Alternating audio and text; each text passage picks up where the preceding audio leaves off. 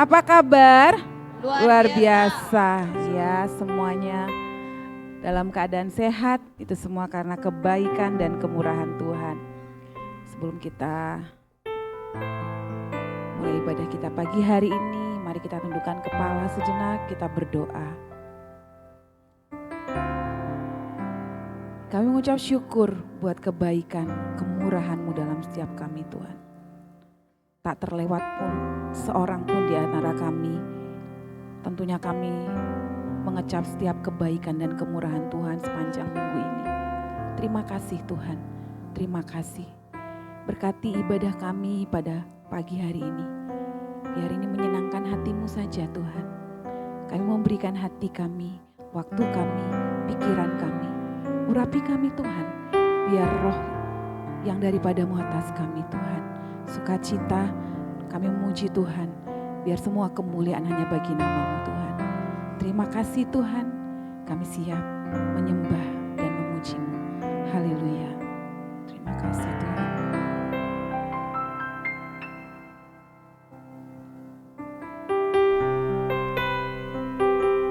Biar setiap kami hari demi hari semakin mengenal Engkau Allah yang hidup.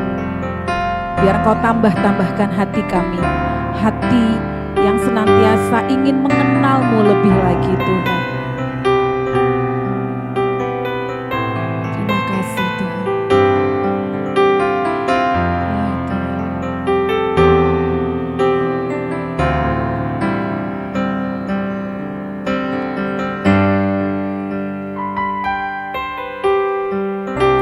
Kau mengenal hatiku, batinku tanpa hadir-Mu, bawa daku mengalir, berlabuh dalam hangatnya kasih-Mu.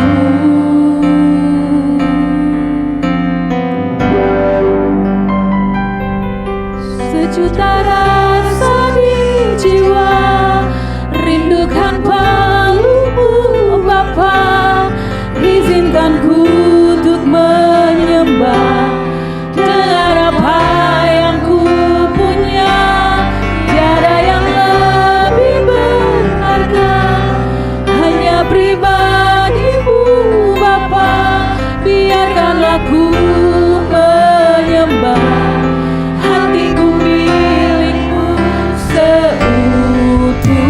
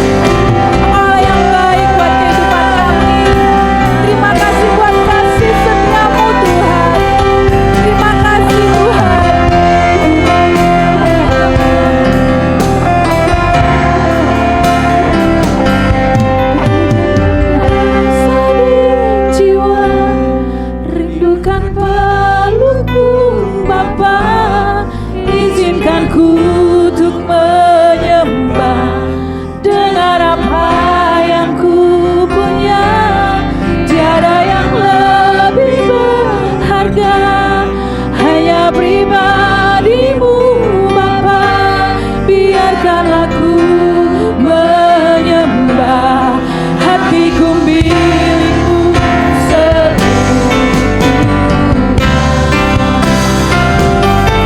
sejuta rasa di jiwa, rindukan pelukmu Bapa.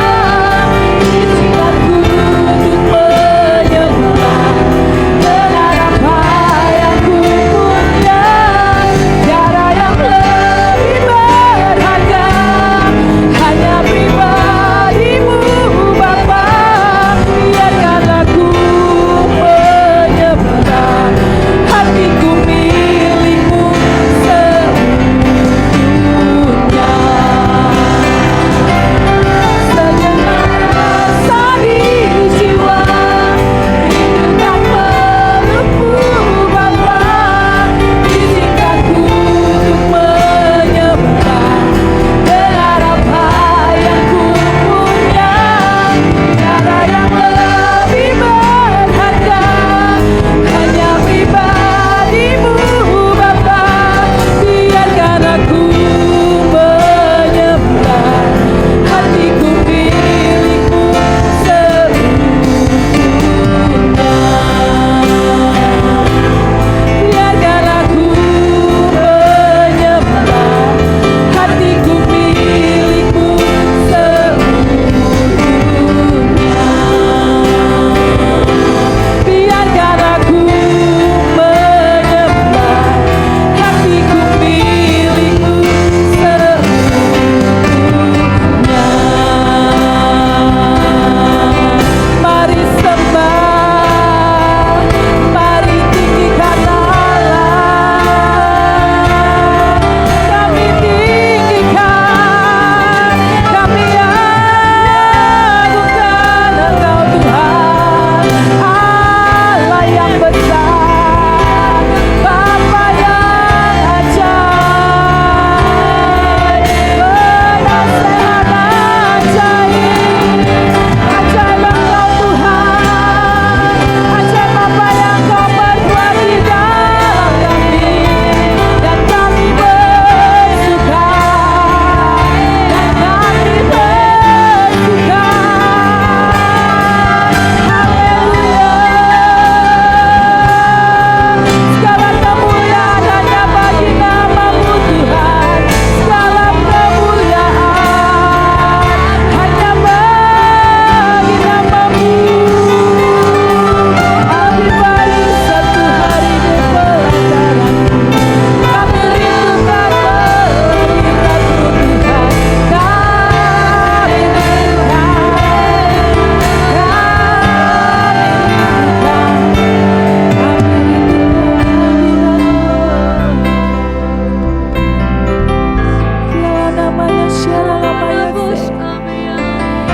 Engkau Allah yang hidup di dalam kehidupan kami Tuhan.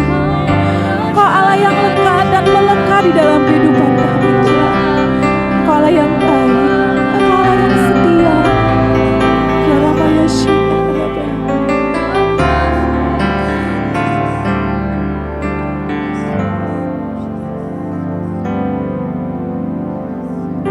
Lebih baik satu hari di hadirat-Mu daripada 1000 hari di tempat yang lain. Oh Yesusku, terimalah melodi ini yang mengalun hanya bagi-Mu, Rajaku. Lebih baik satu hari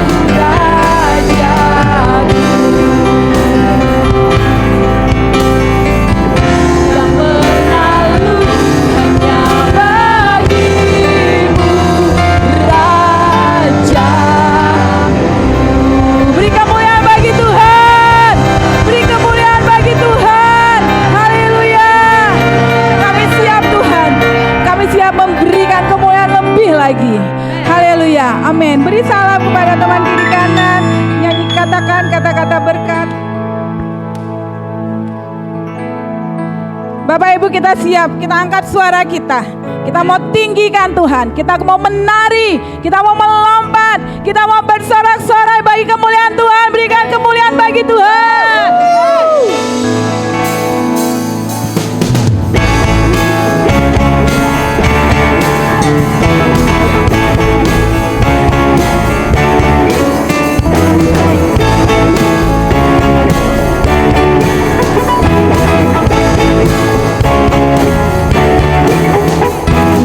Angkatlah suara,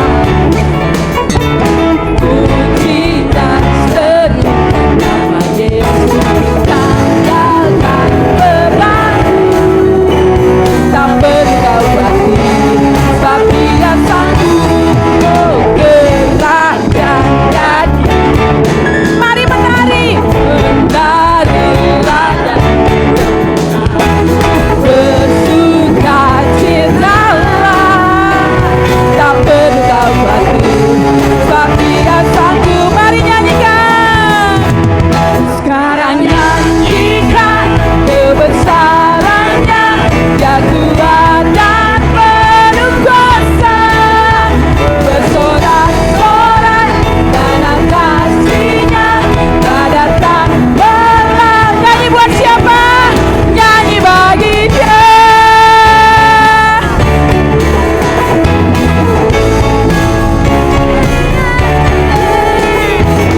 Angkatlah suaramu,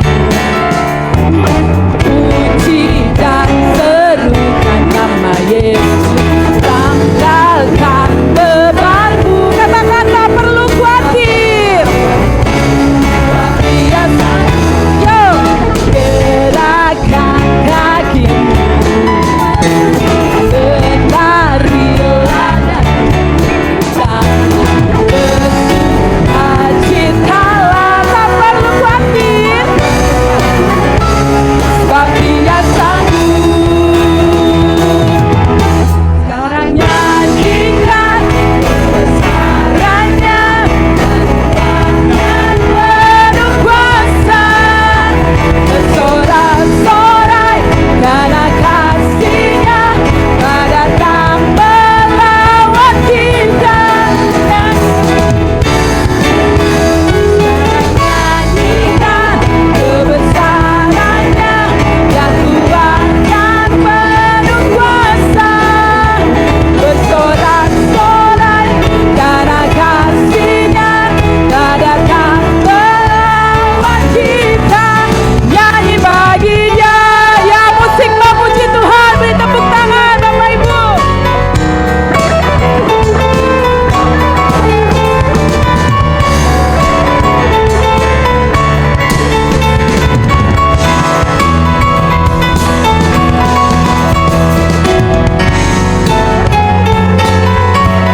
Tak perlu khawatir, karena Tuhan Allah kita Allah yang sanggup.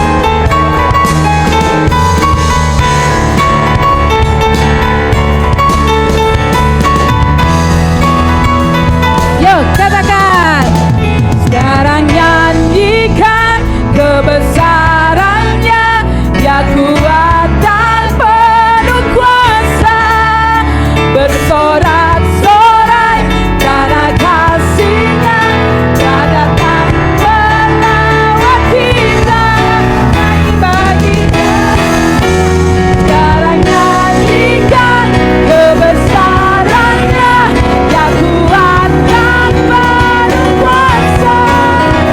Bersorak-sorai karena kasih-Nya, tak datang melawan kita. Nyanyi bagi Dia. Nyanyi bagi Dia. Nyanyi bagi Dia. Nyanyi bagi Dia.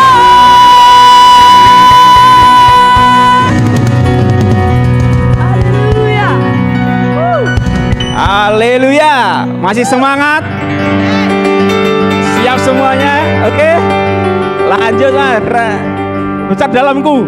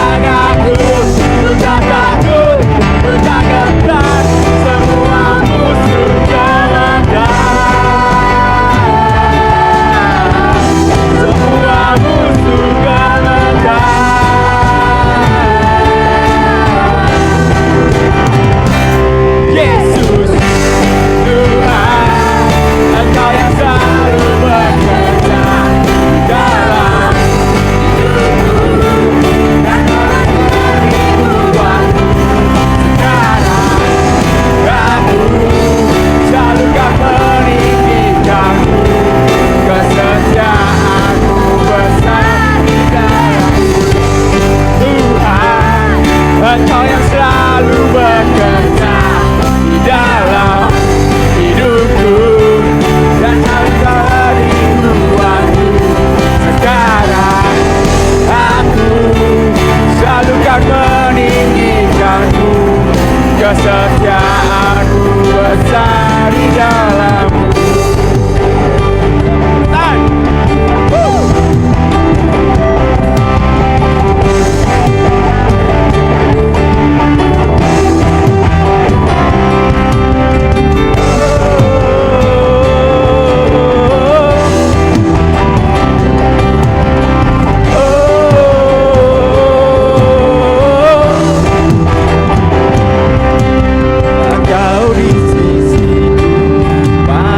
Siapa ku takut, karena Kau perisai dan kuatku.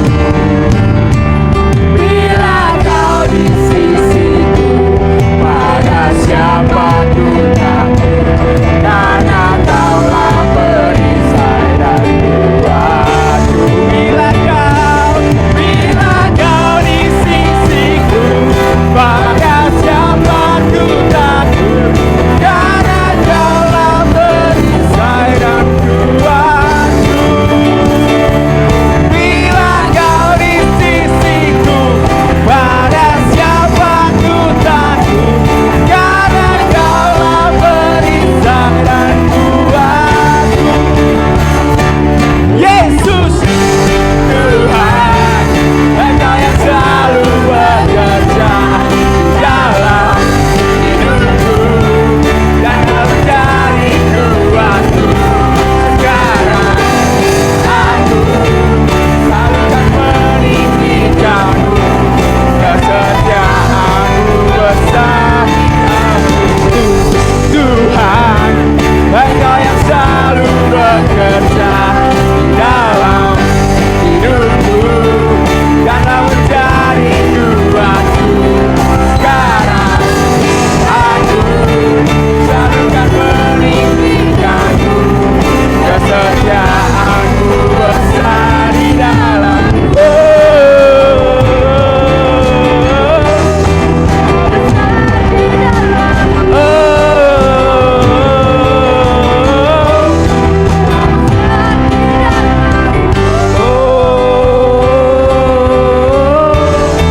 Kau besar di dalamku. Berkenan firman Tuhan. Haleluya.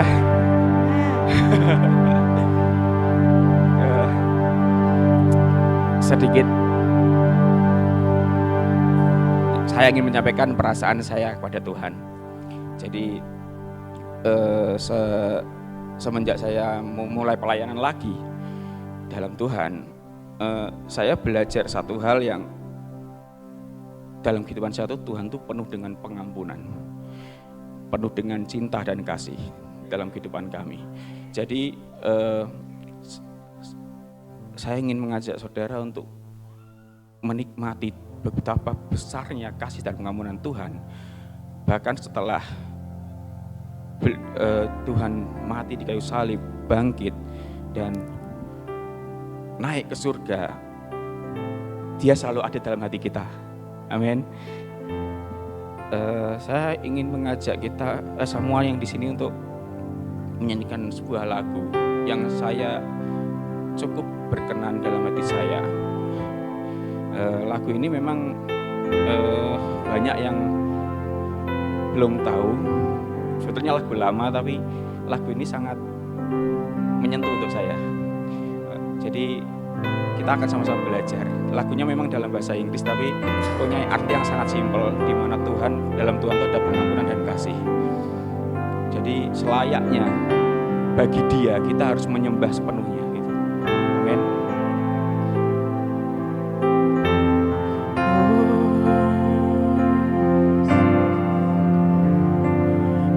In You there is forgiveness.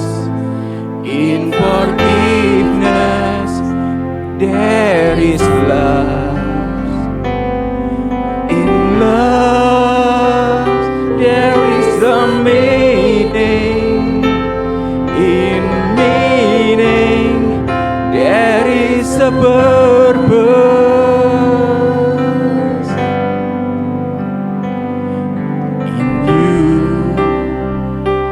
There is forgiveness. In forgiveness there is love. In love there is a meaning. In meaning there is a purpose.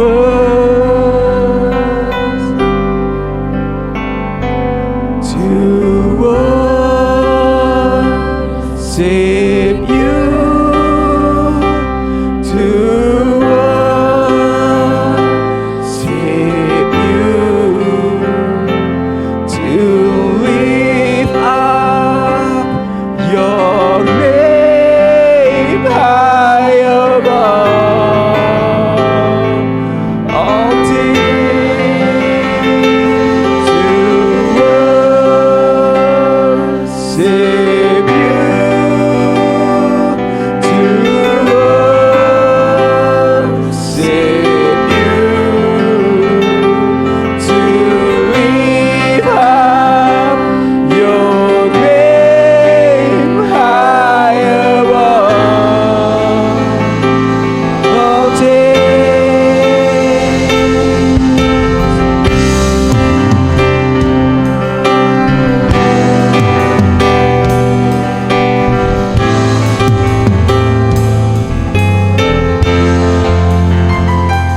In you there is forgiveness. In forgiveness there is love. In love there is a meaning. In meaning there is a purpose.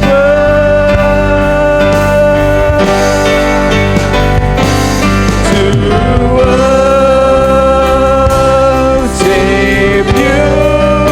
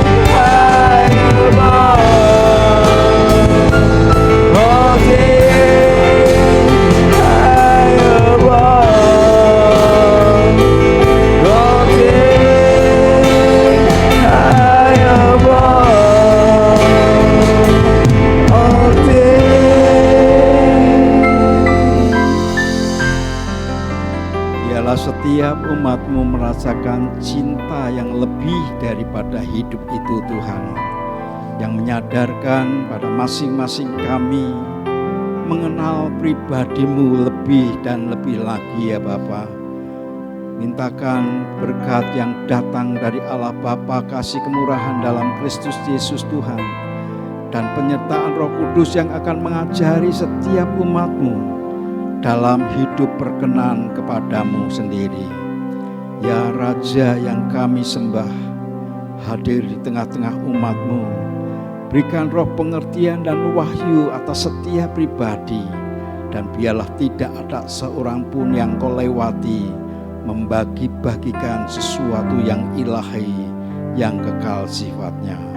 Terima kasih Bapa, demi dan di dalam nama Tuhan Yesus, dan semua kita yang berharap kepada Bapa berkata, amin, amin. Silakan saudara duduk, kita bersyukur atas worship leader, singer, musician, dan juga para pelayan yang lain yang mengerjakan pekerjaan Tuhan bersama-sama dengan kita. Hari ini saya ingin menyampaikan tentang otoritas kerajaan. Nah, banyak kita mungkin telah menyadari kalau puji-pujian tadi mengungkap bagaimana raja yang ditinggikan, raja yang dimuliakan, raja yang diagungkan, bahkan raja yang kita sembah di dalam Kristus Yesus. Ada seorang perwira yang mengenal tentang pribadi Tuhan yang adalah raja, yang diungkapkan dalam Matius pasalnya yang ke-8 ayat yang ke-5 sampai dengan ayatnya yang ke-10. Kita akan belajar bersama-sama tentang pribadi yang memang ada dan mengerjakan sesuai dengan kerelaan dan kehendaknya. Dalam Matius pasal yang ke-8 ayat yang ke-5 sampai dengan ayat yang ke-10 kita akan membaca kisah perwira Kapernaum. Disebutkan di situ ayatnya yang ke-5 dari Matius pasal yang ke-8, judulnya Yesus menyembuhkan seorang hamba perwira di Kapernaum. Ayat yang ke-5 dikatakan, ketika Yesus masuk ke Kapernaum, datanglah seorang perwira mendapatkan dia dan memohon kepadanya. Ayat yang ke-6, Tuhan, hambaku terbaring di rumah karena sakit lumpuh dan ia sangat menderita. Yesus berkata kepadanya, aku akan datang menyembuhkannya. Ayat yang ke-8, tetapi jawab perwira itu kepadanya, Tuhan, aku tidak layak menerima Tuhan di dalam rumahku. Katakan saja sepatah kata, maka hambaku itu akan sembuh. Sebab aku sendiri seorang bawahan, di bawahku ada pula prajurit. Jika aku berkata kepada salah seorang prajurit itu pergi, maka ia pergi. Dan kepada seorang lagi datang, maka ia datang.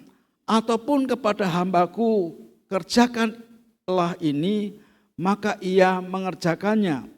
Ayat yang ke-10 kita baca bersama-sama, 2, 3. Setelah Yesus mendengar hal itu, heranlah ia dan berkata kepada mereka yang mengikutinya, aku berkata kepadamu, sesungguhnya iman sebesar ini tidak pernah aku jumpai pada seorang pun di antara orang Israel. Ibu bapak yang dikasihi Tuhan, kalau Anda perhatikan di ayat di mana kita melihat tema yang ditunjukkan Yesus menyembuhkan hamba seorang perwira. Dalam Injil Lukas pasal yang ke-7 ayat yang pertama sampai dengan ayat yang ke-10. Bukan perwira ini yang datang langsung ketemu dengan Tuhan Yesus. Namun perwira ini meminta kepada orang-orang yang mengenal akan pribadi Tuhan. Mereka adalah orang-orang Yahudi, para Lewi yang melayani di rumah ibadah. Dan mereka ada 2 kloter yang diminta oleh perwira ini. Di mana satu kloter pertama diminta, tolong kasih tahu Yesus karena dia masih ada di sebuah tempat yang akan menuju ke Kapernaum. Dan pada saat mereka mendengar untuk meminta kepada Yesus menyembuhkan akan hamba perwira ini, mereka pergi. Dan kita menyadari bahwa orang-orang ini sebenarnya orang-orang yang mengenal perwira ini, yang perbuatannya baik, yang melakukan pekerjaan-pekerjaan Tuhan, bahkan orang ini juga mensupport pendirian rumah ibadah buat orang-orang Yahudi. Sehingga para Lewi ini datang kepada Yesus dan berkata, orang ini layak engkau tolong. Karena hambanya menderita, bukan pribadi yang menderita, tapi hambanya yang sakit, yang membutuhkan pertolongan. Dan mereka merekomendasi bahwa orang ini baik hati, suka menolong bangsa kami, bahkan juga membantu untuk pembangunan rumah ibadah kami. Pada saat Yesus mendengar hal itu, kemudian Tuhan Yesus berkata, baik, saya akan datang untuk menyembuhkannya. Tapi disusul oleh kloter yang kedua. Sementara mereka perjalanan menuju ke Kapernaum, disusul oleh kloter yang kedua yang berkata bahwa tolong kasih tahu kepada Tuhan, aku enggak layak menerima Yesus, enggak layak menerima Tuhan. Namun katakan saja sepatah kata, hambaku akan sembuh. Nah, cerita yang sedikit berbeda kalau di dalam Matius pasalnya yang ke-8 ini, seolah-olah perwira Kapernaum ini ketemu dengan pribadi Yesus. Tapi saya setuju dengan perikop yang ditunjukkan di dalam kitab Lukas, di mana mereka diminta untuk menyampaikan akan apa yang dirindukan oleh Tuhan ini. Namun intinya adalah di mana Yesus sangat kagum, Tuhan sangat mengapresiasi sikap dari perwira ini. Dia berkata di dalam ayatnya yang ke-8, tetapi jawab perwira itu kepadanya, Tuhan, aku tidak layak menerima Tuhan di dalam rumahku. Katakan saja sepatah kata, maka hambaku itu akan sembuh. Ibu bapak yang dikasihi Tuhan, Tuhan ingin menunjukkan kepada kita melalui firman-Nya ini perwira memiliki sikap yang luar biasa. Karena dia adalah seorang militer di mana dia menyadari ada pimpinan yang memerintahkan apapun yang diperintahkan oleh pemimpin itu, dia respon, dia respect, dan dia berkata ya, tidak ada kata-kata tidak. Karena dia mengerti akan otorisasi yang dikerjakan. Karena dia sendiri seorang perwira, sehingga kita menyadari perwira ini punya pimpinan. Dan perwira ini juga punya bawahan. Sehingga dia berkata, kalau aku diperintahkan oleh atasanku, aku akan berkata ya dan mengerjakannya. Demikian juga kalau aku memerintahkan prajuritku, kerjakanlah ini, maka prajurit itu akan mengerjakannya. Kalau aku memerintahkan prajurit itu datang kemari, maka orang itu akan datang. Bahkan kalau prajurit itu diperintahkan untuk mengerjakan ini, maka dia mengerjakan. Saudara perhatikan sebuah otoritas yang dia mengerti bahwa ada perintah dan ada bawahan yang mengerjakan perintah itu. Disinilah yang Tuhan sangat kagum atas iman yang dimiliki oleh perwira ini. Di dalam kepemerintahan kerajaan ada panglima, ada pemimpin-pemimpin dan juga ada prajurit-prajurit. Bahkan di dalam kepresidenan pun kita menyadari ada presiden, ada wakil presiden, ada provinsi, ada kabupaten, ada kodia dan sebagainya. Masing-masing itu punya otoritas, punya domain, ada ruangan-ruangan tertentu yang mereka bisa saling menghormati. Namun Tuhan ingin menunjukkan kepada kita bagaimana kerajaan yang dipimpin oleh Yesus. Kalau kepemimpinan militer, mereka punya prajurit, punya alat perang, ada medan-medan tertentu, wilayah-wilayah tertentu yang mereka telah taklukkan sehingga mereka respect. Tetapi pemerintahan Tuhan bukan seperti kepemerintahan yang dilakukan oleh kepemerintahan duniawi. Karena kalau Anda menyadari bahwa pemerintahan Yesus itu bukan pemerintahan yang sifatnya jasmani saja. Tapi pemerintahan yang ditunjukkan kepada kita adalah pemerintahan yang di mana sakit penyakit itu harus sembuh. Semua permasalahan harus takluk. Bahkan Alkitab menunjukkan kepada kita di mana kuasa angin dan badai bisa tenang. Kuasa dosa dan kuasa maut ditundukkan oleh Tuhan Yesus sendiri. Ada beberapa hal yang kita ingin belajar dari kisah ini. Yang pertama yaitu otoritas kerajaan itu berkuasa dalam perkataan. Kalau Anda perhatikan di dalam ayat yang ke-8 tadi, Alkitab berkata yang dikatakan oleh perwira itu, katakan saja sepatah kata, maka hambaku itu akan sembuh. Ibu bapak yang dikasihi Tuhan, yang dikatakan perkataan, katakan sepatah kata saja, itu adalah firman logos, firman yang terungkapkan, firman yang dimana sanggup mencipta, sanggup memulihkan, sanggup menyembuhkan, firman yang pada saat diperkatakan itu akan jadi sebuah kenyataan. Di mana Tuhan ingin mengingatkan kepada kita, perkataan firman-Nya itu sangat berkuasa. Dia sanggup mengadakan dari yang tidak ada menjadi ada. Dia sanggup memulihkan keretakan, dia sanggup memulihkan kehancuran, dia sanggup memulihkan bahkan sakit penyakit dan disembuhkan. Bahkan Alkitab menunjukkan kepada kita kuasa dosa dan kuasa maut dikalahkan oleh Tuhan sendiri. Tuhan ingin menunjukkan kepada kita, jangan ragu terhadap perkataan firman itu. Kalau Ia sudah berfirman, pasti akan jadi. Percaya walaupun belum melihat. Percaya karena orang yang belum melihat namun percaya, Alkitab berkata orang itu disebut sebagai orang yang berbahagia.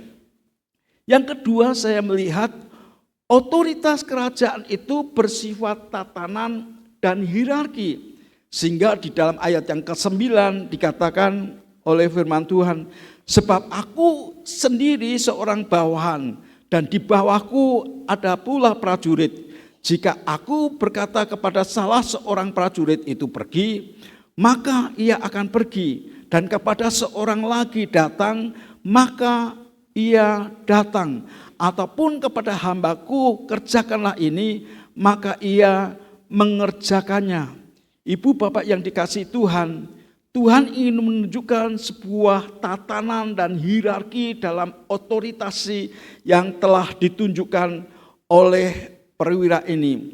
Perwira ini berkata, aku seorang bawahan dan di bawahku ada prajurit. Saya percaya para prajurit itu memperhatikan yang dilakukan oleh perwira ini. Pada saat perwira ini diperintahkan oleh pemimpinnya, perwira ini tidak ada penolakan sama sekali. Yang dia lakukan adalah, ya aku mau mengerjakan. Walaupun ada sesuatu yang mungkin dia pikirkan sementara dia akan mengerjakannya. Tapi tidak ada bantahan sekalipun. apa yang dilihat oleh para prajurit dari perwira ini, maka para prajurit itu mentaati apapun yang diperintahkan oleh perwiranya. Dia menganggap bahwa apa yang dikerjakan itu perintah dan ada sikap yang disebut ketaatan. Dalam bahasa Yunani, otoritas itu disebut exousia, yang berarti hak penuh untuk memerintah. Exousia berarti hak penuh untuk memerintah. Sehingga pada saat perwira ini mengatakan, katakan sepatah kata saja, maka perintahmu itu akan menjadi kenyataan. Sekali lagi, exousia yang disebutkan adalah perintah untuk melakukan, yaitu hak penuh untuk memerintah kepada apa yang dihadapi. Sehingga Alkitab menunjukkan kepada kita, Yesus punya exousia atas sakit penyakit. Yesus punya exousia atas setan. Yesus punya exousia atas dosa. Kalau Anda perhatikan di dalam Lukas pasal yang 9 ayat yang pertama, Tuhan Yesus berkata, maka Yesus memanggil ke-12 muridnya, lalu memberikan tenaga dan kuasa kepada mereka untuk menguasai setan-setan dan untuk menyembuhkan penyakit-penyakit. Ibu bapak yang dikasihi Tuhan, tatkala Anda mendengar akan perkataan ini merupakan exousia yang dibagikan dengan cuma-cuma, mengerjakannya dengan cuma-cuma, sebab Dia yang telah memberikan otoritas itu buat kita melakukan penyembuhan. Sehingga mungkin orang berkata, kalau penyembuhan itu terjadi, berarti para dokter enggak laku dong gitu. Enggak, bukan seperti itu saudara. Memang akan terjadi mujizat di mana pada saat orang itu membutuhkan mujizat. Tapi Tuhan juga mengindahkan akan ilmu yang memang muncul dari hikmat manusia. Sehingga orang itu bisa dipakai oleh Tuhan. Amin saudara. Hal yang berikutnya yang Tuhan tunjukkan kepada kita, exousia terhadap setan dalam Lukas pasal yang ke-10 ayat yang ke-19. Lukas pasal yang ke-10 ayat yang ke-19. Alkitab berkata, sesungguhnya aku telah memberikan kuasa kepada kamu untuk apa saudara? Menginjak ular dan kalajengking, dan kuasa untuk menahan kekuatan musuh, sehingga tidak ada yang akan membahayakan kamu. Alkitab menunjukkan kepada kita ada kuasa dalam kehidupan orang-orang percayanya, sehingga setan-setan akan tunduk kepada orang-orang percaya itu. Exousia terhadap kuasa dosa, lihat di dalam Matius pasal yang ke-9 ayat yang ke-8. Matius pasal yang ke-9 ayat yang ke-8.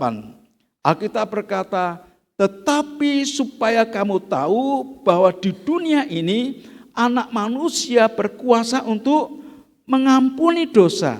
Tetapi berkatalah ia kepada orang lumpuh itu, bangunlah, angkatlah tempat tidurmu dan pulanglah ke rumahmu. Keluarga Bapak Ibu Saudara sekalian yang dikasihi oleh Tuhan, kalau Anda memperhatikan di mana Tuhan itu mengidentikan akan sakit penyakit dengan dosa. Pada saat dia berkata dosamu diampuni, sakit penyakitnya itu disingkirkan. Ingat apa yang dikatakan oleh Yakobus, kita saling mengaku dosa dan kita akan diampuni, bahkan sakit penyakit akan disembuhkan. Kitab Yohanes pasal yang ke-20 ayat yang ke-23. Injil Yohanes pasalnya yang ke-20 ayatnya yang ke-23. Kita akan praktekkan bersama-sama apa yang difirmankan ini. Yohanes pasal 20 ayat yang ke-23, baca bersama-sama dengan saya. 2, 3. Jikalau kamu mengampuni dosa orang, dosanya diampuni. Dan jikalau kamu mengatakan dosa orang itu tetap ada, dosanya tetap ada. Jangan dibalik saudara, karena banyak orang Kristen tuh yakin punya kuasa sehingga dengan latah berkata, orang ini tidak usah diampuni, orang ini tidak usah diampuni. Karena Alkitab berkata, kalau kita berkata tidak ada pengampunan, maka orang itu tidak diampuni. Nah itu salah kaprah saudara. Yang Tuhan ingin ajarkan kepada kita, lepaskan kuasa dosa itu. Saya percaya hati Tuhan itu merindu untuk anak-anaknya untuk melepaskan segala ikatan kuasa dosa. Amin saudara. Biarlah setiap kita menyadari benar, begitu otoritas yang dipercayakan oleh Tuhan untuk memerintah, menguasai, menaklukkan itu ada dalam lidah kita. Maka mulai hari itu juga kita akan berkata, ada kuasa dalam lidahku. Amin saudara. Katakan bersama-sama, di dalam nama Yesus ada kuasa dalam lidahku. Namun yang terjadi adalah begini saudara. Alkitab menunjukkan kepada kita, hati kita ini perbendaharaan, merupakan perbendaharaan. Maka seringkali sentral hati kita ini yang harus kita kuduskan, yang harus kita jagai. Jagai hati kita dengan penuh apa saudara? Kewaspadaan kami dari dalamnya akan terpancar air kehidupan. Jangan sampai dari hati yang sama, dari mulut yang sama, keluar racun dan madu.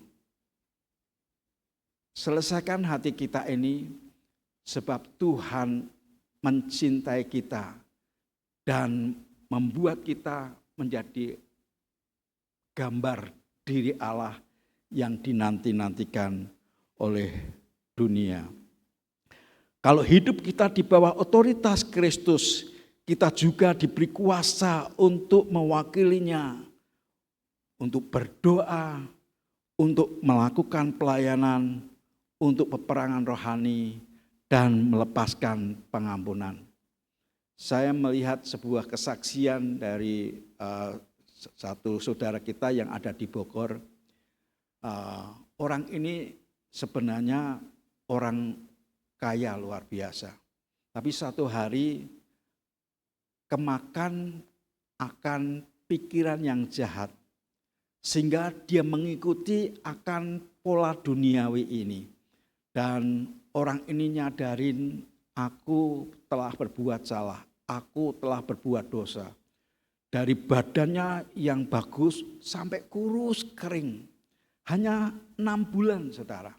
Dan pada saat itu dia undang seorang hamba Tuhan itu datang. Dan kemudian Tuhan berikan hikmat kepada hamba Tuhan ini. Silakan Anda duduk di situ. Tuhan berkata begini, kamu itu punya kepahitan, kamu itu tidak mengampuni, kamu itu masih ingat akan orang yang berhutang kepada kamu sehingga engkau itu terobsesi dan marah dengan apa yang dilakukan. Dia berkata, iya, sekarang ini minta anugerah Tuhan supaya Tuhan mengampuni. Dan kemudian dia berkata, Tuhan aku mau mengampuni, aku mau lepaskan semua orang-orang yang menyakitkan hatiku. Aku mau mengampuni orang-orang yang membuat aku marah, aku mau mengampuni. Pada saat dia melakukan perkataan-perkataan itu tiba-tiba keluar dari hidupnya. Dia muntah-muntah dan kemudian ada roh yang keluar dari hidupnya. Dan memang termasuk kakinya juga kalau berdiri itu bergetar. Dia merasa enggak nyaman banget dan hari itu dibebaskan oleh Tuhan dan dia merasa berbahagia. Ibu bapak yang dikasihi Tuhan, ini merupakan sebuah kisah di mana seringkali kita alami, kita hadapi. Yang di mana Tuhan ingin supaya kita bebas dari semua ikatan, bebas dari rasa pahit, bebas dari rasa kegetiran, bebas untuk kita menyembah Tuhan. Tapi seringkali anak-anak Tuhan justru mengingat-ingat dan membuat obsesinya menjadi berbeda. Hal yang ketiga saya perhatikan, otoritas kerajaan Allah itu menuntut iman yang percaya sekalipun tidak melihat. Dari Matius pasal yang ke-8 ayat yang ke-10, Alkitab berkata, setelah Yesus mendengar itu, heranlah ia berkata kepada mereka yang mengikutinya, aku berkata kepadamu, sesungguhnya iman sebesar ini tidak pernah aku jumpai pada seorang pun di antara orang Israel. Ibu bapak yang dikasihi Tuhan, kalau Anda melihat, mendengar apa yang dikatakan oleh Tuhan Yesus, teristimewa pada saat orang ini berkata, katakanlah saja, sepatah kata saja, maka hambaku akan sembuh. Dia belum melihat, namun dia percaya apa yang keluar dari mulut Tuhan Yesus ini akan mengalami kesembuhan. Saya ceritakan kepada saudara orang yang di Bogor ini, begitu dia melakukan apa yang Tuhan perintahkan, ampuni, lepaskan semua kepahitan, ketawaran hati, sakit hati, kemarahan, lepaskan. Dan kemudian dia mengerjakan, lepaskan dalam nama Yesus, lepaskan dalam nama Yesus. Secara fisikly benar-benar dia lepas, saudara. Bahkan manifestasinya luar biasa, membuat dia begitu terlepas dan bersukacita oleh karena perbuatan-perbuatan Tuhan yang ajaib ini. Dia percaya walaupun belum lihat. Dia percaya walaupun belum lihat. Dia yakin benar bahwa Tuhan sanggup melakukannya. Dalam kerajaan Allah, iman adalah kunci untuk mengalami kuasa otoritas yang Tuhan telah janjikan. Ibrani pasal 11 ayat yang pertama dikatakan, Ibrani pasal 11 ayat yang pertama. Kita baca bersama-sama ayat ini, Ibrani pasal 11 ayat yang pertama. 2, 3. Iman adalah dasar dari segala sesuatu yang kita harapkan dan bukti dari segala sesuatu yang tidak kita lihat. Sekali lagi, 2, 3. Iman adalah dasar dari segala sesuatu yang kita harapkan dan bukti dari segala sesuatu yang tidak kita lihat. Saudara sekalian, iman itu adalah dasar, tapi juga bukti. Walaupun kita tidak melihat, dasar tapi bukti yang kita harapkan. Dan itulah yang kemudian membuat setiap umat Tuhan melihat perbuatan-perbuatan yang ajaib. Suatu hari saya mengikuti Pak Petrus Agung waktu pembangunan di Holy Studium. Kami berdua naik ke atas dan kemudian melihat. Saya berkata, wah luar biasa. Saya menjadi bertanya-tanya, Pak, apa yang Bapak lakukan sebagai orang yang dipercayai oleh Tuhan? Dia berkata, aku yo bingung kok Tri begitu. Aku yo bingung. Apa yang aku lakukan?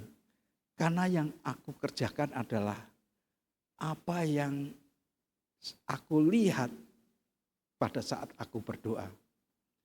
Jadi pada saat dia berdoa, seringkali Tuhan itu berbicara, bahkan model bentuk bangunan yang akan dikerjakan, ditunjukkan. Nah, dia berkata ukurannya seperti ini dan aku melihat itu mungkin ya saudara, ini kayak imajinasi ya. Siapa yang pernah berimajinasi saudara ya. Kita kalau anak-anak kan suka berimajinasi. Tapi imajinasinya itu diarahkan ke Tuhan. Dia berkata, Tuhan, aku ingin apa yang Engkau inginkan untuk aku lakukan, aku ingin kerjakan. Dan dia melihat dan kemudian dia kerjakan dari waktu ke waktu mentaatinya. Sehingga para mahasiswa teologi seringkali datang kepada beliau, Pak, rahasianya apa untuk Bapak ini berhasil? Bingung saudara, dia ditanya rahasianya apa? Aku enggak ada rahasia-rahasiaan. Yang aku kerjakan adalah apa yang Tuhanku perintahkan. Dia memerintahkan karena dia adalah Tuhan yang baik. Dia adalah pribadi gembala maka aku dombanya dengaran dengan gembala itu. Karena dia menceritakan apa yang dia alami, maka aku mengerjakannya. Intinya dia berkata, hubungan pribadi dengan Tuhan yang begitu akrab. Dia datang kepada Tuhan, membuka hati. Seringkali kalau kita suruh berdoa kan, wah nerocos gitu saudara. Padahal dia banyak menanti-nantikan Tuhan. Pada saat dia masuk di dalam ruang doa, beliau berdiam diri, sedikit memuji Tuhan, dan kemudian diam. Dan disitulah pada saat diam, Tuhan berbicara kepada beliau. Dan pada saat beliau berbicara, beliau berkata, berikan ketaatan kepadaku untuk aku mengerjakannya. Karena memang saudara, apa yang Tuhan perintahkan kadang-kadang di luar kemampuan kita. Nanti Pak Teguh, ada Pak Teguh? Kalau tidak Pak Teguh, nanti akan cerita apa yang sedang beliau alami di Sumowono, saudara. Ya, biar itu diceritakan apa-apa yang dialami, dilaporkan buat kita semua. Seringkali pada saat kita menghadapi apa yang Tuhan perintahkan, kita itu menjadi ciut, menjadi takut. Apa mungkin ini terjadi? Apa bisa? Sebab kita nggak ngerti hal-hal yang di depan sana. Tapi Tuhan mengerti karena dia duduk di atas tahtanya. Dia melihat anakku ini sanggup, anakku ini mampu, anakku ini bisa dan mengerjakan bahkan banyak hal yang akan dia kerjakan dalam hidup kita. Saudara yang dikasihi Tuhan, jangan tunggu mujizat baru kita percaya. Kita percaya karena otoritas kerajaan Tuhan yang sudah pasti akan bekerja melampaui akan pikiran dan hati kita. Apa yang tidak dilihat oleh mata, yang tidak pernah didengar oleh telinga, yang tidak pernah muncul dari orang percaya, itu disediakan bagi orang yang mengasihi Dia. Suatu hari Petrus sedang melakukan sebuah tindakan untuk sembahyang di rumah ibadah. Dan dia nggak nyadari bahwa setiap hari ada seorang muda yang diangkut oleh keluarganya duduk di depan pintu gerbang Indah pada waktu itu. Dan pada saat orang ini melihat bertatapan mata, Petrus berkata kepada pemuda ini, waktu berhenti, orang muda ini berharap akan mendapatkan sesuatu. Petrus berkata, emas, perak enggak ada padaku. Yang ada padaku aku berikan kepadamu. Apa yang ada padanya? Yaitu nama Yesus. Dalam nama Yesus orang Nazaret itu bangkit dan berjalanlah. Dia angkat anak muda ini dan kemudian dibawa untuk jalan. Dan dia berjalan serta melompat-lompat, Alkitab berkata. Siapa yang punya nama Yesus, angkat tangan tinggi-tinggi. Amin saudara. Coba kita lakukan bersama-sama. Dengan kata-kata dalam nama Tuhan Yesus. Bangkit dan berjalanlah.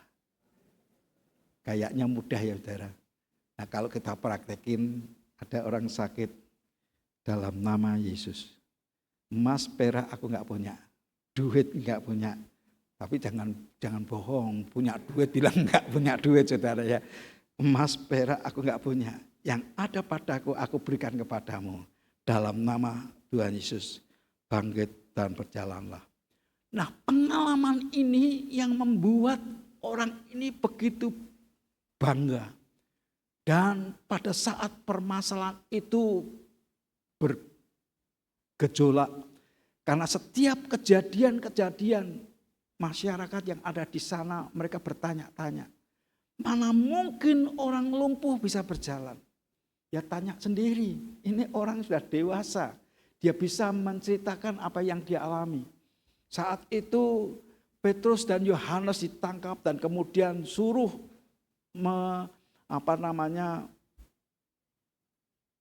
mengatakan apa yang sebenarnya.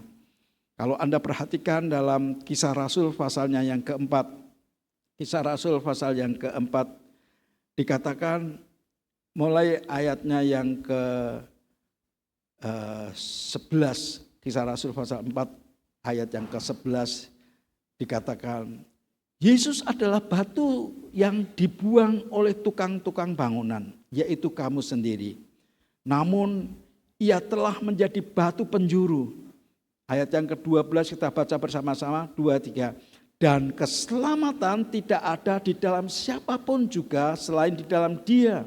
Sebab di bawah kolong langit ini tidak ada nama lain yang diberikan kepada manusia yang olehnya kita dapat diselamatkan.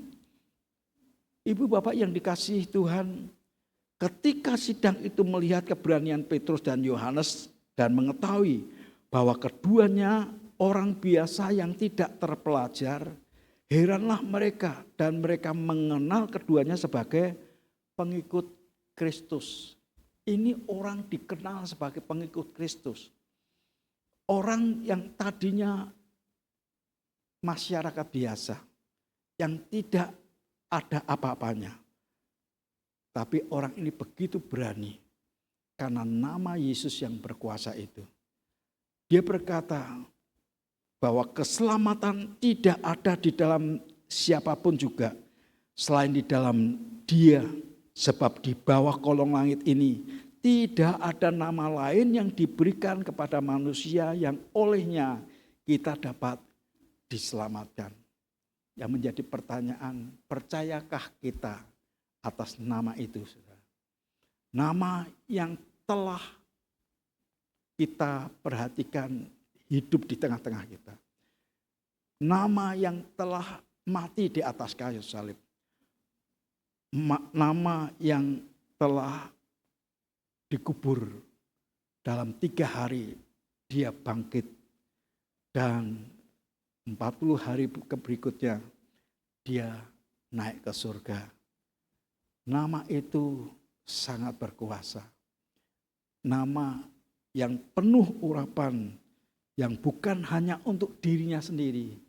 Tapi dia berkata, aku tinggalkan damai sejahteraku kepadamu.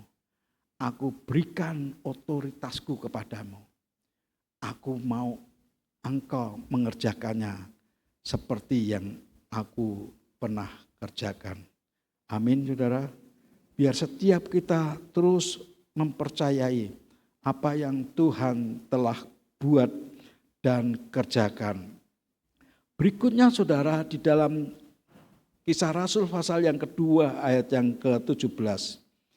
Kisah Rasul pasal kedua ayat yang ke-17. Dikatakan ini berkat buat hanya untuk kita. Bukan hanya untuk kita, tetapi nanti keturunan-keturunan kita. Kisah Rasul pasal 2 ayat yang ke-17, baca bersama-sama, 2-3. Akan terjadi pada hari-hari terakhir. Demikianlah firman Allah, bahwa aku akan mencurahkan rohku ke atas semua manusia. Maka anak-anakmu laki-laki dan perempuan akan bernubuah dan teruna-terunamu akan mendapat penglihatan-penglihatan. Dan orang-orangmu yang tua akan mendapat mimpi-mimpi. Menjadi pertanyaan, kenapa justru orang tua yang dapat mimpi, saudara? Menurut saya ini merupakan sebuah ujian ulangan. Di mana dulu dia pernah jatuh di masa mudanya atau remajanya. Dulu mereka tidak mentaati. Dulu mereka pernah mengalami deny, tidak meyakini Tuhan.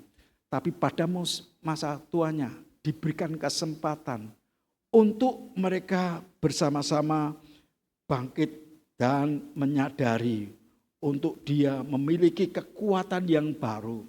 Sekalipun sudah keriput, sudah rambutnya ubanan putih semua, saudara. Tapi Tuhan itu tetap menyertai. Amin, saudara. Dan dia ingin tunjukkan kepada kita, impian-impian itu akan menjadi kenyataan.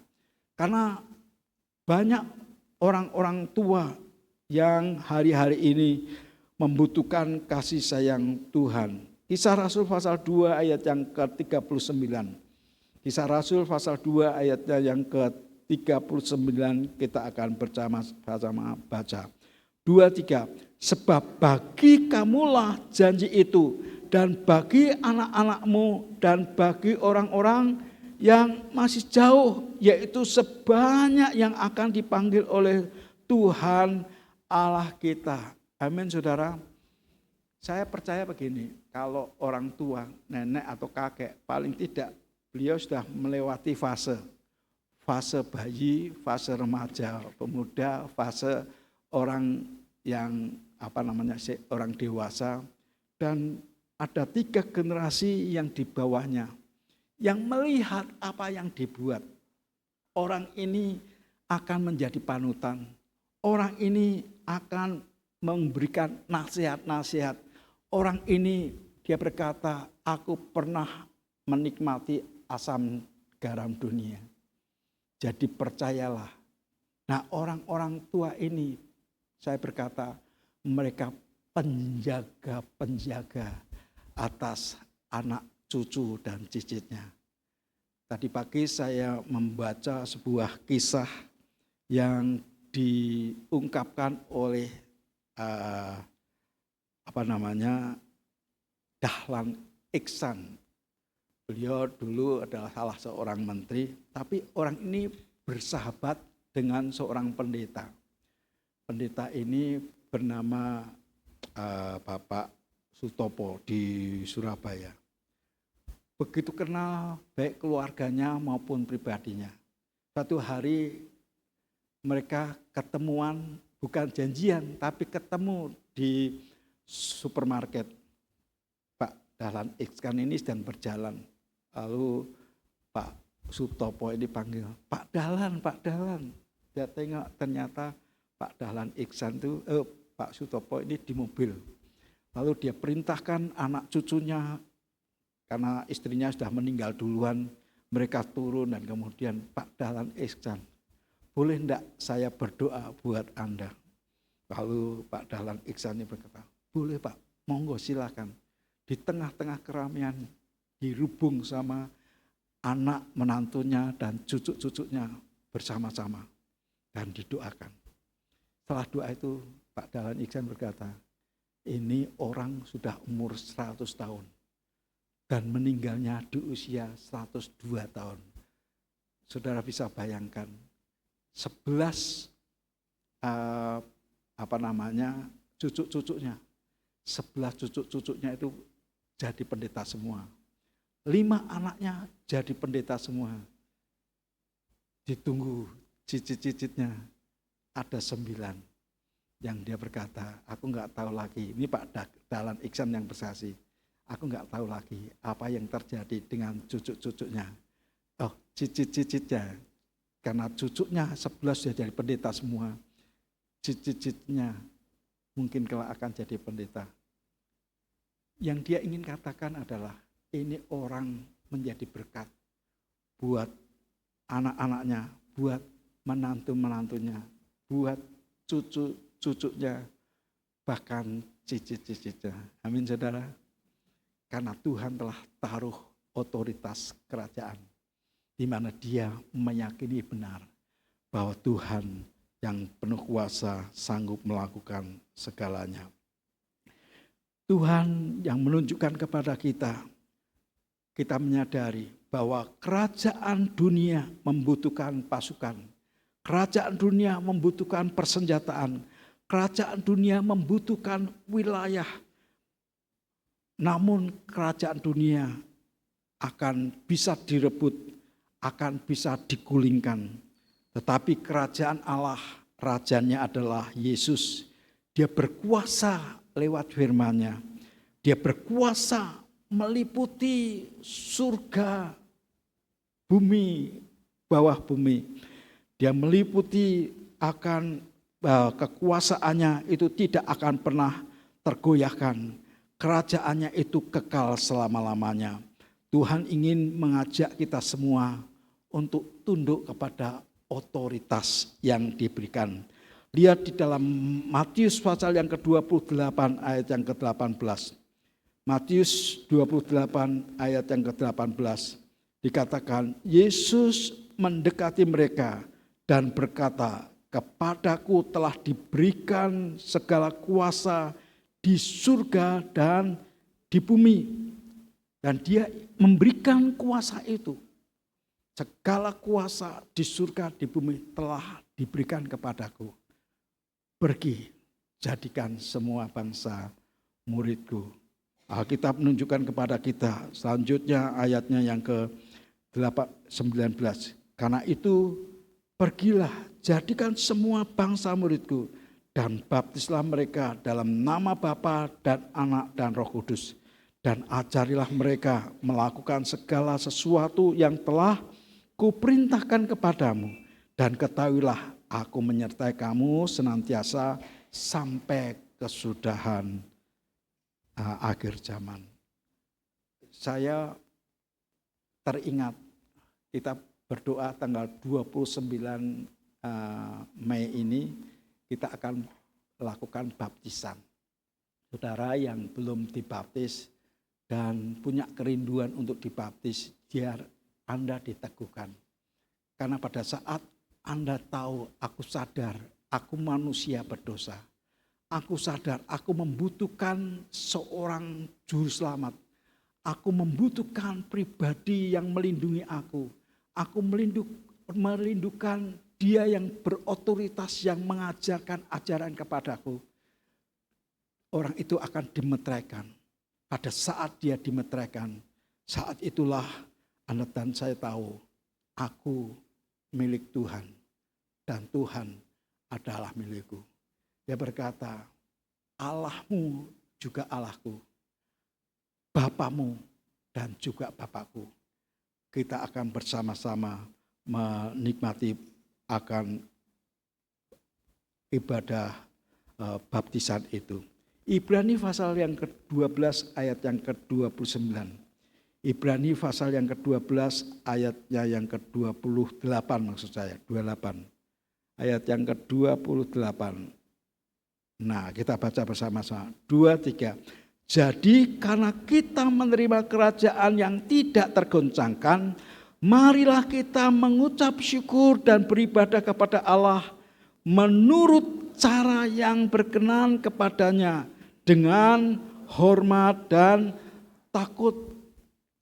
Tuhan telah mengajarkan kepada kita ada tata aturan yang dimana kita menundukkan diri atas tatanan itu. Dan kita percaya kerajaan yang Anda dan saya percayai adalah kerajaan yang tidak tergoncangkan. Amin saudara. Kerajaan kekal yang dimana Anda dan saya diizinkan untuk tinggal. Jadi percaya kepada Yesus berarti masuk dalam perlindungan dan otoritas kerajaan yang tidak terkalahkan. Anda dan saya ada dalam lindungan yang maha tinggi.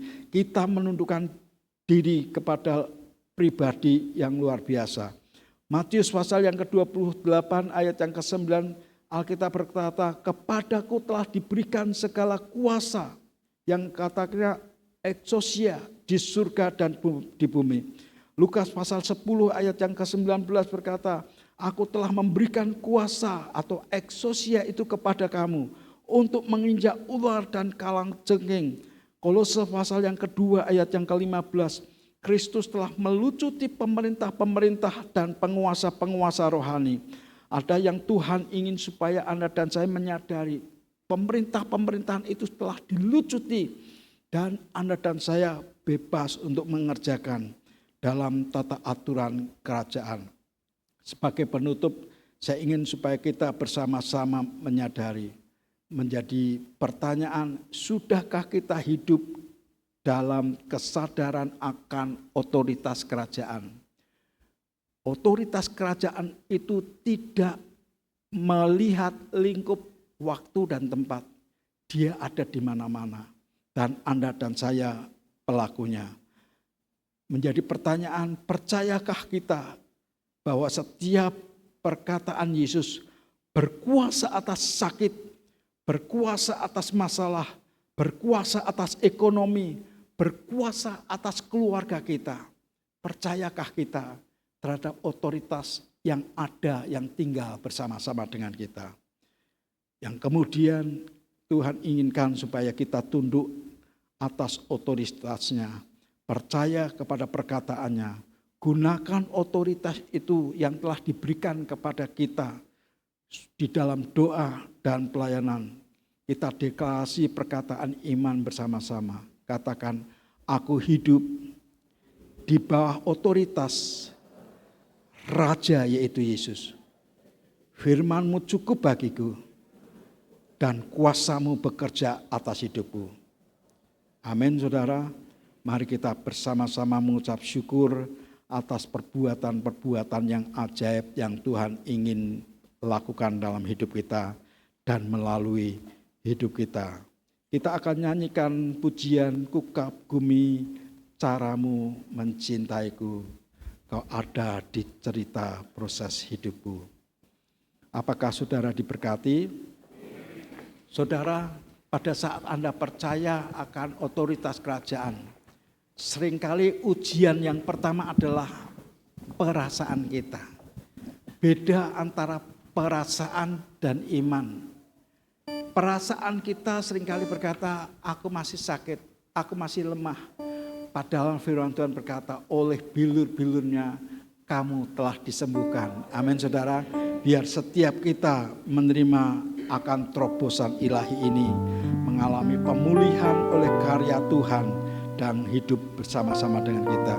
Mari kita bangkit berdiri, nyanyikan Ku kagumi caramu mencintaiku.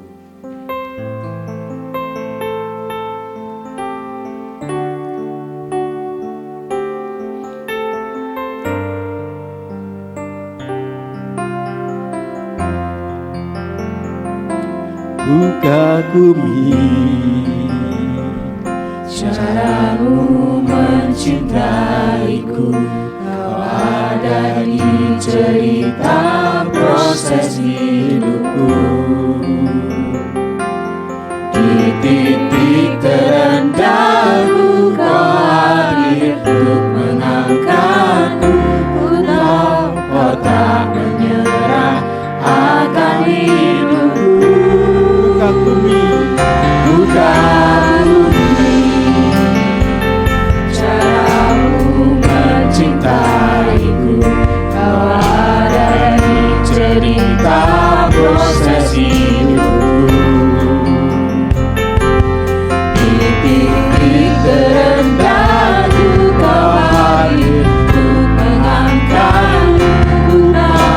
Kau tak menyerah akan hidupku. Tak terbatas kuasa-Mu, tak terduga, tak terduga caramu. kau yang kuandalkan. Kau yang kuandalkan di setiap langkah hidupku.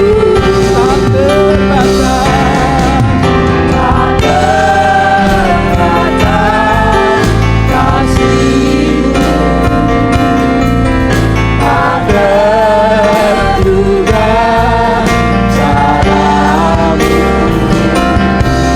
Kau yang ku percaya di segala musim hidupku.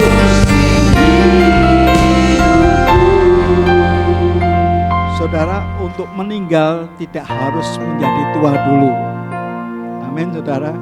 Kadang masih bayi orok meninggal, kadang masih lucu-lucunya meninggal. Ada yang remaja pemuda masih kuat gitu meninggal. Jadi kita nggak tahu kapan kita meninggal, saudara. Tapi Tuhan itu ingin supaya kita menyadari, bahkan pada saat kita meninggal pun itu awal sebuah kehidupan. Amin. Kehidupan yang memang kita harus jalani, yang sifatnya kekal selama-lamanya. Anda mengerjakan sesuatu dalam ketaatan kepada Tuhan mungkin maksimal 70 tahun. Atau beberapa saudara mungkin 80 tahun atau 90 tahun. Kalau Pak Sutopo 102 tahun, sehat dan dia ada dalam lindungan Tuhan. Hari ini saya sampaikan, pilih Anda mau hidup dalam kerajaan kekekalan di mana tidak ada satupun yang sanggup mengguncangkan, yaitu kerajaan surga, kerajaan Tuhan sendiri. Atau kita menyukai keinginan-keinginan daging yang sifatnya sementara, yang habis pada saat kita semua harus berubah. Tuhan rindu supaya setiap kita mempercayai tidak terbatas kuasa Tuhan. Terkadang juga kita nggak bisa menduga caranya Tuhan itu bekerja. Kita sedang ragu-ragu, namun tiba-tiba dengan caranya sendiri dia memutar haluan dan membuat kita berkata, oh ini toh rencana Tuhan buatku. Kadang kita mereka-reka, jangan orang ini yang akan menolong saya. Jangan-jangan orang itu yang menolong saya. Jangan-jangan pendeta ini yang menolong saya. Ternyata kewalik, seorang pembantu yang sederhana dan memberikan arahan. Seorang Naaman jenderal besar mengalami kesembuhan. Kita nggak pernah menyangka cara-cara itu. Bahkan kita tidak pernah menduga. Kita tidak pernah menduga orang-orang yang kita harapkan ternyata mereka meninggalkan kita. Biar hari ini kita akui cara Tuhan yang lebih baik dari semuanya. Nyanyikan pujian ini dengan sungguh-sungguh hati dan arahkan hati kita kepada Tuhan. Ku kagumi caramu mencintaiku, kau adai cerita proses hidupku. Di titik terendahku kau hadir untuk mengangkatku. Kau tak menyerah akan hidupku. Kagumi caramu mencintai.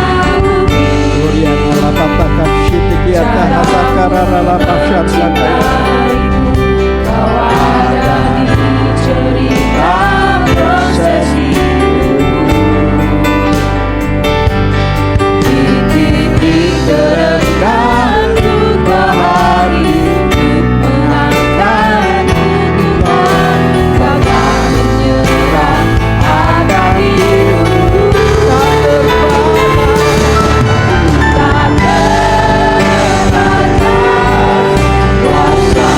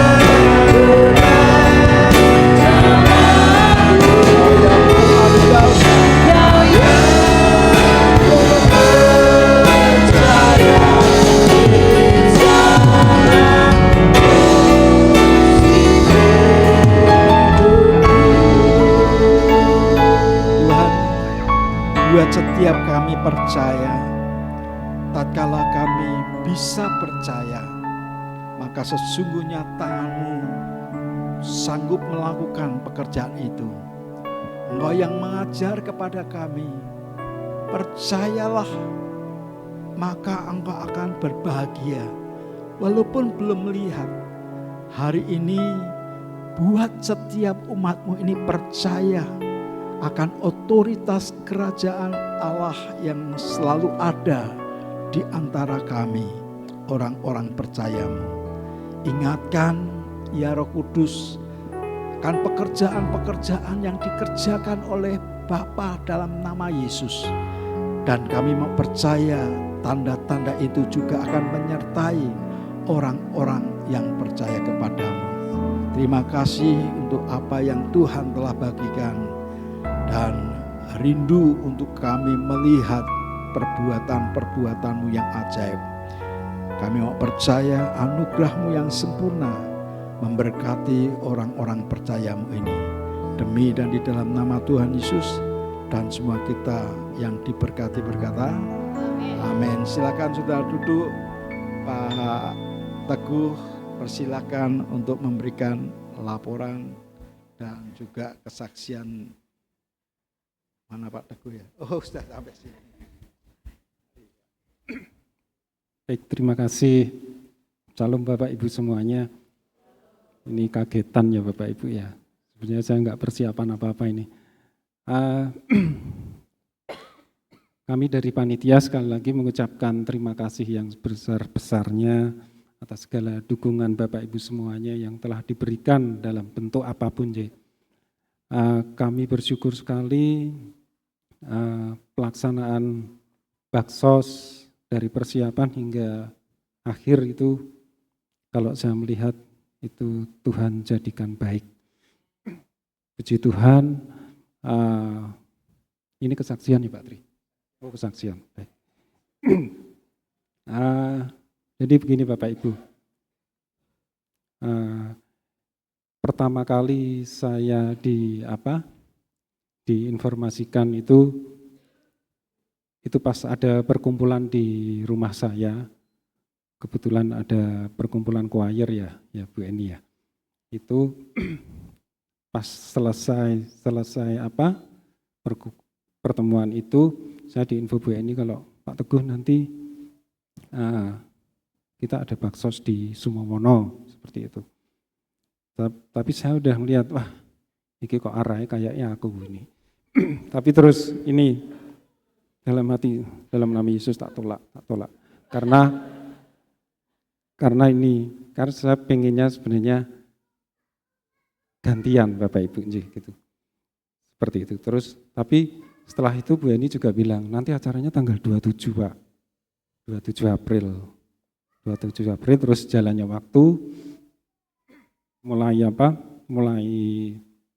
rapat ini segala macam kok. Ini acaranya diubah tanggal 1 Mei Pak. Puji Tuhan saya bilang. Wah puji Tuhan tanggal 1 Mei. Ada alasan untuk saya menolak. Karena setiap tanggal 1 saya masuk Bapak Ibu. Setiap tanggal 1 itu pasti saya masuk kerja. Kecuali Lebaran. Nah setelah itu terus ini saya nggak bisa ya karena tanggal 1 itu saya masuk kerja. Terus tapi tetap itu rapat tetap berlangsung ini segala macam. Terus saya tahu itu saya dapat WA kaleng seperti surat sakti. Tapi itu WA sakti. Jadi WA Bu Eni, Pak ini WA-nya, loh tenan nih, akui. Jadi saya ini Bapak Ibu, saya melihat, loh, nah berarti tetap ini aku ini ketuanya. Ya sudah, saya memang ini Bapak Ibu jujur, saya itu takut kalau ini dari Tuhan atau tidak ya. Kalau ini dari Tuhan, saya yang paling takut itu. Tapi kalau saya sama Pak Arno, sama Pak Andri, saya enggak takut.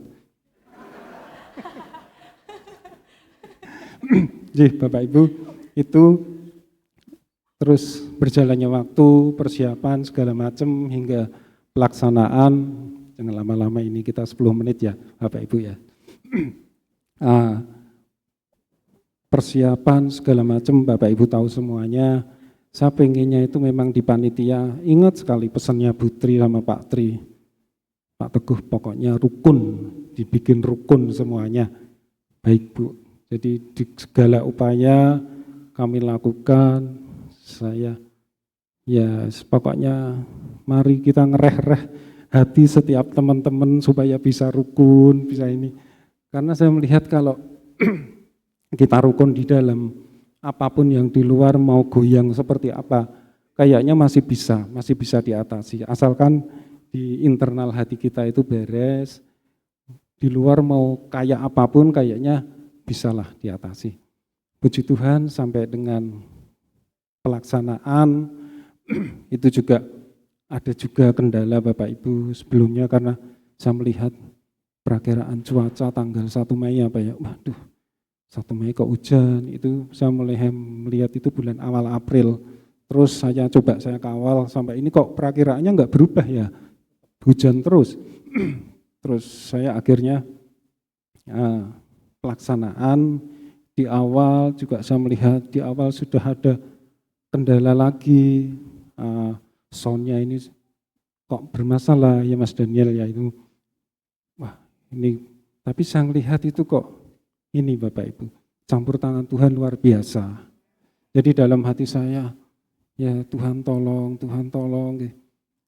Ini kalau enggak ada sound kan enggak lucu ya Bapak Ibu ya semuanya. Terus akhirnya sound masih bisa berjalan tepat waktu.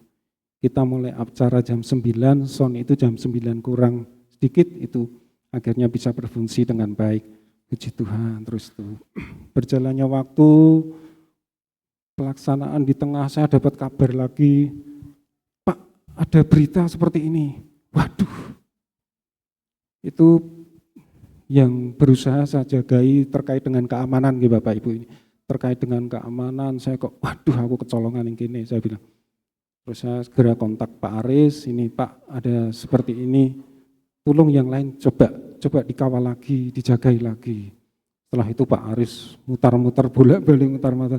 Tapi setelah itu saya juga dapat kabar, oh sudah beres Pak, sudah ketemu lagi.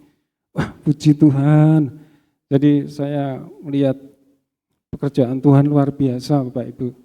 Setelah itu 1, 2, berarti ini yang kedua tadi ya, problem yang kedua. Problem yang ketiga saya lihat cuacanya kok nganu ya, mendung ya. Yang di sisi barat, sisi mana ya, utara kayaknya. Itu kok peteng banget mendungnya ini. Kan saya masih terbayang itu perakiraan cuaca ya Bapak Ibu ya. Terus saya lihat, saya berdoa Tuhan tolong. Kan enggak harus ada Berambang dan Lombok ya Bapak Ibu untuk ngusir itu ya. Jadi kita terus ini berdoa terus segala. Saya pribadi melihat waduh Tuhan tolong supaya beres semuanya.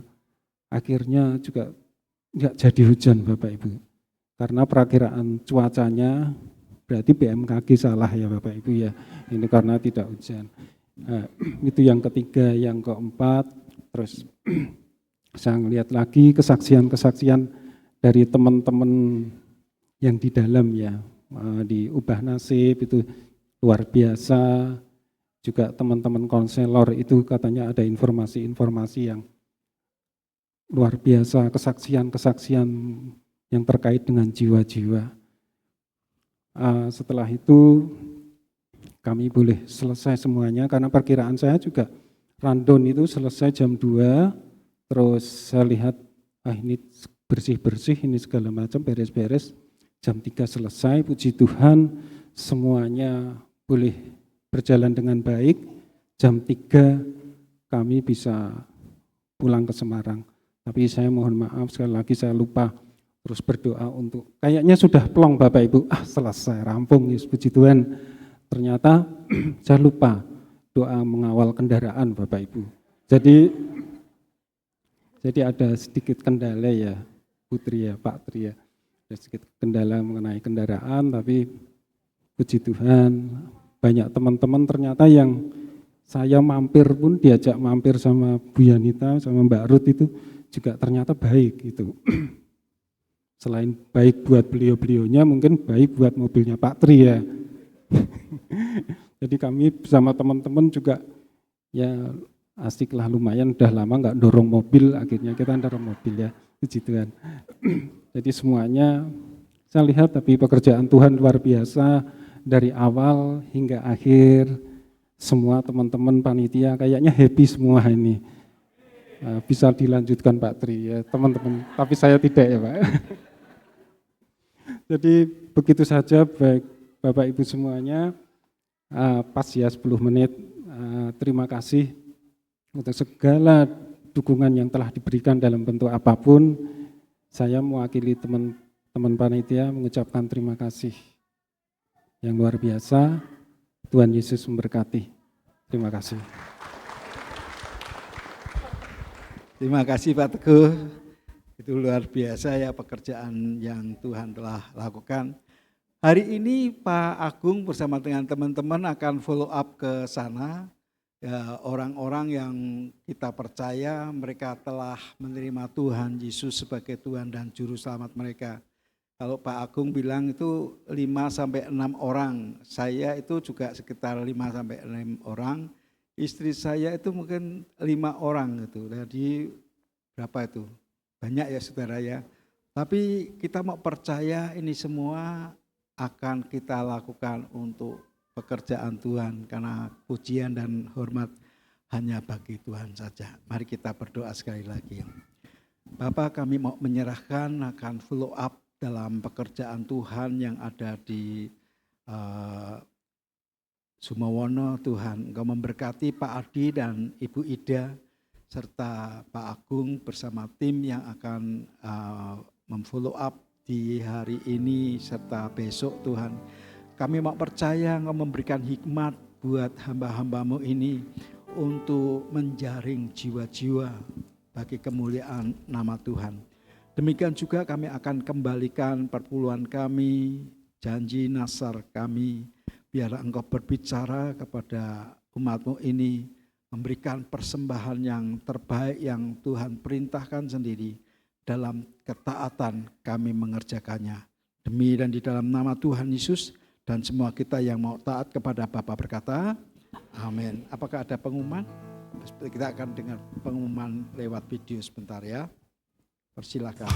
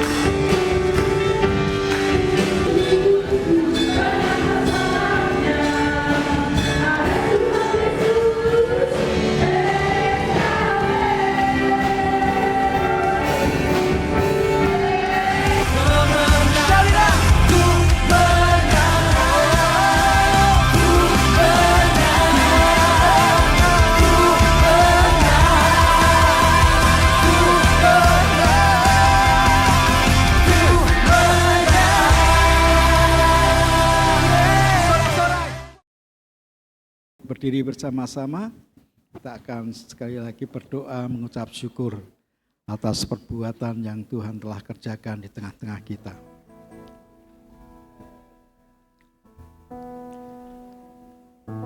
Arahkan hati kita kepada Tuhan. Bapa, inilah persembahan yang dikerjakan oleh hamba-hambamu, anak-anakmu. Dalam ketaatan kami mengerjakan, dengan keikhlasan kami melakukannya. Biarlah Bapa sendiri yang memberkati Kami katakan lebih dari cukup, bahkan berlimpah di dalam nama Tuhan Yesus. Engkau yang memberkati umat-Mu, tidak ada seorang pun berkekurangan di tengah-tengah kami. Semuanya dilimpahi dengan segala yang baik, dengan kesehatan, kekuatan, pengertian, kecerdasan yang datang daripada-Mu. Bahkan berkat dari timur, barat, utara, selatan, dan segala penjuru mata angin akan melingkupi setiap anak-anak Tuhan. Kami mau percaya Tuhan, Engkau memberkati hidup setiap kami dari sekarang hingga selama-lamanya. Biarlah Engkau pulang dengan membawa berkat yang datang dari Allah Bapa, kasih kemurahan dalam Kristus Yesus Tuhan, dan penyertaan Roh Kudus yang memampukan Engkau melewati hari-hari, bahkan memperhatikan berkat-berkat Tuhan yang begitu limpah dalam hidupmu. Tuhan yang memberkati dalam nama Tuhan Yesus, dan semua kita yang diberkati berkata, selamat hari Minggu, Tuhan Yesus memberkati.